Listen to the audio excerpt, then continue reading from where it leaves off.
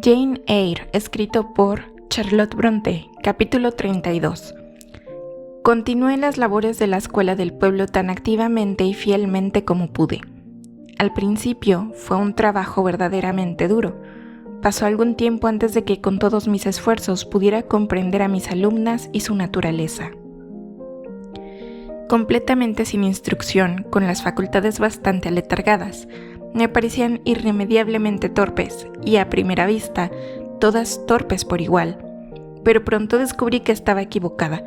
Había una diferencia entre ellas como entre los educados, y cuando llegué a conocerlas, y ellas a mí, esta diferencia se desarrolló rápidamente. Una vez que su asombro hacia mí, mi lenguaje, mis reglas y mis maneras se disipó, descubrí que algunas de estas rústicas de aspecto pesado y boquiabierto despertaban en chicas bastante astutas. Muchas se mostraron también obsequiosas y amables y descubrí entre ellas no pocos ejemplos de cortesía natural y de respeto propio innato, así como de excelente capacidad que ganaron tanto mi buena voluntad como mi admiración. Estas pronto sintieron un placer en hacer bien su trabajo, en mantener sus personas aseadas, en aprender sus tareas regularmente, en adquirir modales tranquilos y ordenados. La rapidez de su progreso en algunos casos fue incluso sorprendente. Y sentí un orgullo honesto y feliz por ello. Además, empecé a sentir un gusto personal por algunas de las mejores chicas, y ellas por mí. Tenía entre mis alumnas a varias hijas de granjeros, mujeres jóvenes ya crecidas, casi. Estas ya sabían leer, escribir y coser, y a ellas les enseñé los elementos de la gramática, la geografía, la historia y los tipos más finos de costura. Encontré caracteres estimables entre ellas, caracteres deseosos de información y dispuestos a mejorar, con quienes pasé muchas horas agradables vespertinas en sus propias casas. Sus padres entonces, el granjero y su esposa, me colmaban de atenciones. Había un goce en aceptar su sencilla amabilidad y en corresponderla con una consideración, un escrupuloso respeto por sus sentimientos, al que quizás no estaban acostumbrados en todo momento, y que los encantaba y beneficiaba a la vez, porque mientras los elevaba a sus propios ojos, los hacía emular para merecer el trato deferente que recibían. Sentí que me convertía en una favorita de la vecindad. Cada vez que salía, oía por todas partes saludos cordiales y era recibida con sonrisas amistosas. Vivir en medio del aprecio general, aunque solo sea el aprecio de la gente trabajadora, es como sentarse al sol tranquilo y dulce. Serenos sentimientos internos brotan y florecen bajo el rayo. En este periodo de mi vida, mi corazón se hinchaba mucho más a menudo de agradecimiento que se hundía de abatimiento. Y sin embargo, lector, para decírtelo todo, en medio de esta existencia tranquila y útil, después de un día pasado en honorable esfuerzo entre mis alumnas, una tarde pasada dibujando o leyendo contenta a solas, solía sumergirme en extraños sueños por la noche. Sueños multicolores, agitados, llenos de lo ideal, lo emocionante, lo tormentoso. Sueños donde, en medio de escenas insólitas, cargadas de aventura, de riesgo, agitado y de azar romántico, me encontraba una y otra vez con el señor Rochester, siempre en alguna crisis emocionante, y entonces la sensación de estar en sus brazos, oír su voz, encontrar su mirada, tocar su mano y su mejilla, amarlo, ser amada por él, la esperanza de pasar toda su vida a su lado, se renovaba con toda su fuerza y fuego iniciales. Entonces despertaba. Entonces recordaba dónde estaba y cómo estaba situada. Entonces me levantaba en mi cama sin cortinas, temblando y tiritando. Y entonces la noche quieta y oscura presenciaba la convulsión de la desesperación y oía el estallido de la pasión. A las 9 de la mañana siguiente estaba puntualmente abriendo la escuela, tranquila, serena, preparada para los firmes deberes del día. Rosamond Oliver cumplió su palabra de venir a visitarme. Su visita a la escuela generalmente se realizaba en el transcurso de su paseo matutino. Subía el galope hasta la puerta en su pony, seguida de un sirviente de librea montado. Apenas se puede imaginar algo más exquisito que su apariencia, con su hábito de montar púrpura, con su gorro de amazona de terciopelo negro, colocado graciosamente sobre los rizos que besaban su mejilla y flotaban hasta sus hombros. Y era así como entraba en el rústico edificio y se deslizaba a través de las filas deslumbradas de los niños del pueblo. Generalmente venía a la hora en que el señor Rivers estaba ocupado dando su lección diaria de catecismo. Agudamente me temo, perforaba el ojo de la visitante el corazón del joven pastor. Una especie de instinto parecía advertirle de su entrada, incluso cuando no la veía, y cuando miraba completamente lejos de la puerta, si ella aparecía en ella, su mejilla se sonrojaba y sus rasgos de apariencia marmórea, aunque se negaban a relajarse, cambiaban indescriptiblemente. Y en su misma quietud se volvían expresivos de un fervor reprimido, más fuerte de lo que un músculo en tensión o una mirada fulgurante podrían indicar. Por supuesto, ella conocía su poder. De hecho, él no lo ocultaba porque no podía de ella. A pesar de su estoicismo cristiano, cuando ella se acercaba, se dirigía a él y le sonreía alegre, alentadora, incluso afectuosamente en la cara. Su mano temblaba y su ojo ardía. Parecía decir con su mirada triste y resuelta, si no lo decía con sus labios: te amo y sé que me prefieres. No es la desesperación del éxito lo que me mantiene mudo. Si ofreciera mi corazón, creo que lo aceptarías, pero ese corazón ya está puesto sobre un altar sagrado. El fuego está dispuesto a su alrededor. Pronto no será más que un sacrificio consumido. Y entonces ella hacía un mohín como una niña decepcionada. Una nube pensativa suavizaba su radiante vivacidad, retiraba su mano apresuradamente de la de él y se apartaba con petulancia pasajera de su aspecto, a la vez tan heroico y tan martirial. St. John, sin duda, habría dado el mundo por seguirla, llamarla, retenerla cuando así lo dejaba, pero no daría una sola oportunidad del cielo ni renunciaría por el eliseo de su amor a una sola esperanza del verdadero y eterno paraíso. Además, no podía atar todo lo que había en su naturaleza, el errante, el aspirante, el poeta, el sacerdote, en los límites de una sola pasión. No podía, no quería renunciar a su salvaje campo de guerra misional por los salones y la paz de Valhalla.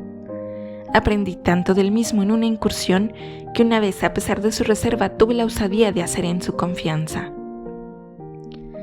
La señorita Oliver ya me honraba con frecuentes visitas a mi cabaña. Había aprendido todo su carácter, que era sin misterio ni disfraz. Era coqueta pero no desalmada, exigente pero no egoísta, sin valor. Había sido consentida desde su nacimiento, pero no estaba absolutamente malcriada. Era precipitada pero de buen humor, vanidosa, no podía evitarlo cuando cada mirada en el espejo le mostraba tal rubor de hermosura, pero no afectada. De mano liberal, inocente del orgullo de la riqueza, ingenua y suficientemente inteligente, alegre, vivaz y despreocupada. Era muy encantadora, en resumen, incluso para una observadora fría de su propio sexo como yo, pero no era profundamente interesante ni completamente impresionante. Un tipo de mente muy diferente era la suya de la de, por ejemplo, de las hermanas de St. John. Aún así me gustaba casi tanto como me gustaba mi pupila Adele, excepto que, por un niño al que hemos cuidado y enseñado, se engendra un afecto más estrecho del que podemos dar a un conocido adulto igualmente atractivo. Me había tomado un capricho amable. Dijo que era como el señor Rivers, solo que ciertamente admitió ni una décima parte de guapo, aunque yo era un alma pequeña, agradable y pulcra, pero él era un ángel. Yo era sin embargo buena, inteligente, serena, firme como él. Era un lusus naturae, afirmó, como maestra de pueblo. Estaba segura de que mi historia anterior, si se conociera, sería una novela deliciosa. Una tarde, mientras con su habitual actividad infantil y su curiosidad irreflexiva pero inofensiva, rebuscaba en el armario y en el cajón de la mesita de mi pequeña cocina, descubrió primero 2 libros en francés y un volumen de Schiller, una gramática y un diccionario alemán, y luego mis materiales de dibujo y algunos bocetos, incluida la cabeza a lápiz de una niña bonita y querubínica, una de mis alumnas, y diversas vistas de la naturaleza tomadas en el valle de Morton y en los páramos circundantes. Primero quedó paralizada de sorpresa y luego electrizada de deleite. ¿Había hecho yo esos cuadros? ¿Sabía francés y alemán? ¡Qué amor, qué milagro era yo! Dibujaba mejor que su maestro en la primera escuela de S. ¿Le haría un retrato para enseñárselo a su papá? Con mucho gusto, repliqué, y sentí un escalofrío de deleite artístico ante la idea de copiar de un modelo tan perfecto y radiante. Llevaba entonces un vestido de seda azul oscuro, sus brazos y su cuello estaban desnudos, su único adorno eran sus trenzas castañas que ondeaban sobre sus hombros con toda la gracia salvaje de los rizos naturales. Tomé una hoja de cartulina fina y dibujé un contorno cuidadoso. Me prometí el placer de colorearlo, y como estaba haciéndose tarde, le dije que debía venir a posar otro día. Hizo tal informe de mí ante su padre que el señor Oliver la acompañó la tarde siguiente. un hombre alto de rasgos macizos de mediana edad y de pelo cano, a cuyo lado su encantadora hija parecía una flor brillante junto a una torre canosa. Parecía un personaje taciturno y quizás orgulloso, pero muy amable conmigo. El boceto del retrato de Rosamond le gustó mucho. Dijo que debía ser un cuadro acabado de él. Insistió también en que fuera al día siguiente a pasar la tarde en Vale Hall. Fui. Descubrí que era una residencia grande y hermosa, que mostraba abundantes evidencias de riqueza en el propietario. Rosamond estuvo llena de alegría y placer todo el tiempo que me quedé. Su padre fue afable y cuando entabló conversación conmigo después del té, expresó en términos enérgicos su aprobación de lo que yo había hecho en la escuela de Morton, y dijo que solo temía por lo que veía y oía, que yo era demasiado buena para el lugar y que pronto lo dejaría por uno más adecuado. «De hecho», exclamó Rosamond, «es lo suficientemente inteligente como para ser institutriz en una familia distinguida, papá». Pensé que preferiría con mucho estar donde estoy que en cualquier familia distinguida del país. El señor Oliver habló del señor Rivers, de la familia Rivers, con gran respeto. Dijo que era un hombre muy antiguo en esa vecindad, que los antepasados de la casa eran ricos, que todo Morton les había pertenecido una vez, que incluso ahora consideraba que el representante de esa casa podría, si quisiera, hacer una alianza con los mejores. Consideraba una lástima que un joven tan distinguido y talentoso hubiera formado el designio de irse como misionero. Era desperdiciar por completo una vida valiosa. Parecía entonces que su padre no pondría ningún obstáculo a la unión de Rosamond con St. John. El señor Oliver evidentemente consideraba la buena cuna del joven clérigo, su antiguo nombre y su sagrada profesión como compensación suficiente por la falta de fortuna. Era el 5 de noviembre, día festivo. Mi pequeña criada, después de ayudarme a limpiar la casa, se había ido bien satisfecha con el pago de un penique por su ayuda. Todo a mi alrededor estaba impecablemente brillante, suelo fregado, rejilla pulida y sillas bien frotadas. También me había arreglado y ahora tenía la tarde por delante para pasarla como quisiera. La traducción de unas pocas páginas de alemán ocupó 1 hora. Luego saqué mi paleta y mis lápices y me dediqué a la ocupación más relajante, por ser más fácil, de completar la miniatura de Rosamond Oliver. La cabeza ya estaba terminada, solo quedaba teñir el fondo y sombrear la ropa. Un toque de carmín también para añadir a los labios maduros, un rizo suave aquí y allá a las trenzas, un tinte más profundo a la sombra de la pestaña bajo el párpado azulado. Estaba absorta en la ejecución de estos delicados detalles cuando, tras un rápido golpe, mi puerta se abrió, admitiendo a St. John Rivers. «He venido a ver cómo pasa usted su día festivo», dijo. «No espero pensando». «No, eso no está bien. Mientras dibuja, no se sentirá sola. Ya ve, todavía desconfío de usted, y aunque se ha mantenido maravillosamente hasta ahora, le he traído un libro para el solaz de la tarde». Y dejó sobre la mesa una nueva publicación, un poema. Una de esas producciones genuinas tan a menudo concedidas al afortunado público de aquellos días, la edad de oro de la literatura moderna. Ay, los lectores de nuestra era son menos favorecidos, pero ánimo. No me detendré ni a acusar ni a lamentarme. Sé que la poesía no ha muerto, ni el genio se ha perdido, ni Mamón ha ganado poder sobre ninguno de los dos para atarlos o matarlos. Ambos afirmarán su existencia, su presencia, su libertad y su fuerza de nuevo algún día. Ángeles poderosos a salvo en el cielo, sonríen cuando las almas sórdidas triunfan y los débiles lloran por su destrucción. ¿La poesía destruida? ¿El genio desterrado? No. Mediocridad no. No dejes que la envidia te incite al pensamiento. No, no solo viven, sino que reinan y redimen. Y sin su influencia divina extendida por todas partes, estarías en el infierno de tu propia mezquindad. Mientras yo hojeaba con avidez las brillantes páginas de Marmion, pues Marmion era, St. John se inclinó para examinar mi dibujo. Su alta figura se irguió de nuevo con un sobresalto. No dijo nada. Lo miré. Él rehuía mi mirada. Conocía bien sus pensamientos y podía leer su corazón claramente. En ese momento me sentía más tranquila y serena que él. Tenía entonces temporalmente la ventaja sobre él y concebí la inclinación de hacerle algún bien si podía. Con toda su firmeza y autocontrol pensé, se exige demasiado, encierra cada sentimiento y cada dolor, no expresa, no confiesa, no comunica nada. Estoy segura de que le beneficiaría hablar un poco sobre esta dulce Rosamond, con quien cree que no debería casarse. Le haré hablar. Dije primero: «Tome asiento, señor Rivers, pero respondió como siempre que no podía quedarse. Muy bien, respondí mentalmente. Quédese de pie si quiere, pero no se irá todavía. Estoy decidida. La soledad es al menos tan mala para usted como para mí. Intentaré descubrir el resorte secreto de su confianza y encontrar una abertura en ese pecho de mármol a través de la cual pueda verter una gota de bálsamo de la simpatía. ¿Se parece este retrato?, pregunté sin rodeos. ¿Se parece? ¿A quién? No lo observé de cerca. Sí lo hizo, señor Rivers. Casi se sobresaltó ante mi súbita y extraña brusquedad. Me miró asombrado. «Oh, eso no es nada todavía», murmuré para mis adentros. No pienso dejarme desconcertar por un poco de rigidez de su parte. Estoy preparada para llegar a extremos considerables. Continué. Lo observo de cerca y distintamente, pero no tengo objeción a que lo mire de nuevo. Y me levanté y se lo puse en la mano. «Un cuadro bien ejecutado», dijo. «Un colorido muy suave y claro, un dibujo muy grácil y correcto». Sí, ya sé todo eso, pero ¿qué hay del parecido? ¿A quién se parece? Dominando cierta vacilación, respondió. A la señorita Oliver, supongo. Por supuesto. Y ahora, señor, para recompensarle por la acertada suposición, le prometeré pintarle un duplicado cuidadoso y fiel de este mismo cuadro, siempre que admita que el regalo le sería aceptable. No deseo desperdiciar mi tiempo y mi esfuerzo en una ofrenda que consideraría sin valor. Continuó mirando el cuadro. Cuanto más lo miraba, más firmemente lo sostenía, más parecía codiciarlo.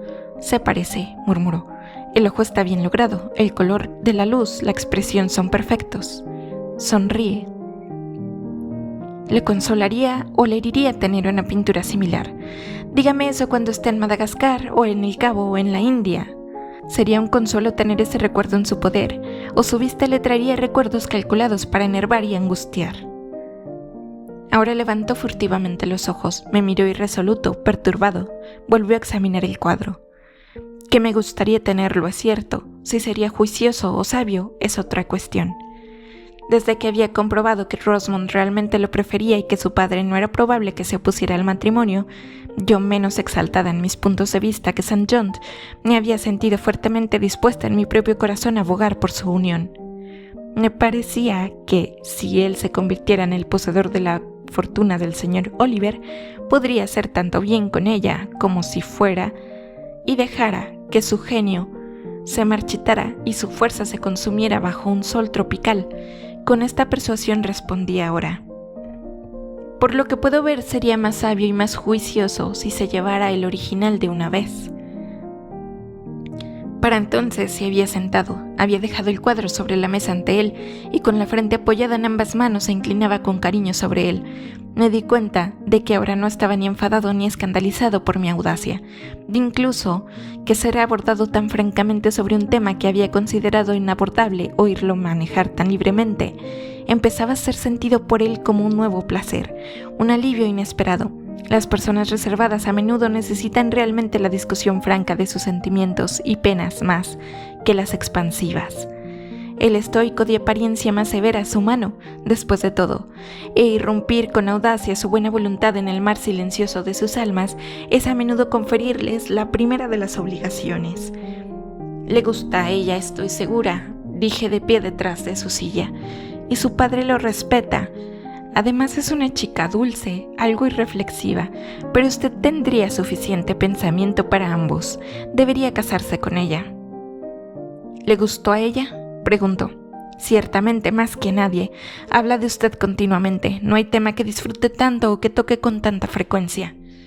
Es muy agradable oír esto, dijo, mucho. Continué durante otro cuarto de hora, y de hecho sacó su reloj y lo puso sobre la mesa para medir el tiempo. ¿Pero de qué sirve continuar?, pregunté, cuando probablemente está preparando algún golpe de hierro o de contradicción o forjando alguna nueva cadena para encadenar su corazón. No imaginé cosas tan duras. Imagínéme cediendo y derritiéndome como estoy haciendo. El amor humano alzándose como una fuente recién abierta en mi mente e inundando con dulce inundación todo el campo que he preparado con tanto cuidado y trabajo, tan asiduamente sembrado con las semillas de las buenas intenciones, de los planes abnegados, y ahora está negando con un diluvio nectario los jóvenes gérmenes ahogados, un veneno delicioso corroyéndolos. Ahora me veo tendido en un puff en el salón de Vale Hall, a los pies de mi novia Rosamond Oliver. Está hablando con su dulce voz, mirándome con esos ojos que su hábil mano ha copiado tan bien, sonriéndome con estos labios de coral. Es mía, soy suyo. Esta vida presente y este mundo pasajero me bastan. Silencio, no diga nada, mi corazón está lleno de deleite, mis sentidos están extasiados. Dejé que el tiempo que marqué pase en paz. Le seguí la corriente, el reloj siguió marcando. Él respiraba rápido y bajo. Yo permanecí en silencio. En medio de este silencio, un cuarto de hora pasó velozmente. Guardó el reloj, dejó el cuadro, se levantó y se paró en el hogar. Ahora, dijo, ese pequeño espacio se le dio al delirio y a la ilusión. Apoyé mis sienes en el pecho de la tentación y puse mi cuello voluntariamente bajo su yugo de flores. Probé su copa, la almohada ardía. Hay un áspid en la guirnalda. El vino tiene un sabor amargo, sus promesas son huecas, sus ofertas son falsas. Veo y sé todo esto. Lo miré con asombro. Es extraño, prosiguió, que mientras amo a Rosamond Oliver tan salvajemente, con toda la intensidad en verdad de una primera pasión cuyo objeto es exquisitamente hermoso, gracil y fascinante, experimento al mismo tiempo una conciencia tranquila e imparcial de que no me haría una buena esposa, que no es la compañera adecuada para mí, que descubriría esto dentro de un año después del matrimonio y que a 12 meses de éxtasis sucedería toda una vida de arrepentimiento. Esto lo sé. Extraño, en verdad, no pude evitar exclamar. Mientras algo en mí, continuó, es agudamente sensible a sus encantos, algo más está tan profundamente impresionado con sus defectos. Son tales que no podría simpatizar en nada a lo que yo aspirara, ni cooperar en nada que yo emprendiera. Rosamond, una sufridora, una trabajadora, una apóstol femenina. Rosamond, la esposa de un misionero, no. Pero no necesita ser misionero, podría renunciar a ese plan. ¿Renunciar? ¿Cómo? ¿A mi vocación? ¿A mi gran obra? ¿A mi fundamento puesto en la tierra para una mansión en el cielo? ¿A mis esperanzas de ser contado en la banda de los que han fusionado todas las ambiciones en la gloriosa, de mejorar su raza, de llevar el conocimiento a los reinos de la ignorancia, de sustituir la paz por la guerra, la libertad por la esclavitud, la religión por la superstición, la esperanza del cielo por el temor del infierno? ¿Debo renunciar a eso? Es más querido que la sangre en mis venas. Es lo que tengo que esperar y para lo que vivir. Después de una pausa considerable, dije, ¿y la señorita Oliver no le interesan su decepción y su dolor? La señorita Oliver está siempre rodeada de pretendientes y aduladores. En menos de un mes, mi imagen se borrará de su corazón, me olvidará y se casará probablemente con alguien que le hará mucho más feliz de lo que yo lo haría. Habla usted con bastante frialdad, pero sufre en el conflicto, se está consumiendo. No, si adelgaza un poco es por la ansiedad sobre mis perspectivas aún inciertas, mi partida continuamente pospuesta. Esta misma mañana recibí la noticia de que el sucesor cuya llegada ha estado esperando tanto tiempo no puede estar listo para reemplazarme hasta dentro de 3 meses, y quizá los 3 meses se extiendan a 6. Usted tiembla y se sonroja cada vez que la señorita Oliver entra en el aula. De nuevo la expresión de sorpresa cruzó su rostro. No había imaginado que una mujer se atreviera a hablar así a un hombre. Para mí, me sentía como en casa con este tipo de discurso. Nunca podía descansar en la comunicación con mentes fuertes, discretas y refinadas, ya fueran masculinas o femeninas, hasta que hubiera pasado las defensas exteriores de la reserva convencional y cruzado el umbral de la confianza y ganado un lugar junto al mismo hogar de su corazón. Es usted original, dijo, y no tímida. Hay algo valiente en su espíritu, así como penetrante en su ojo, pero permítame asegurarle que malinterpreta parcialmente mis emociones, las cree más profundas y potentes de lo que son.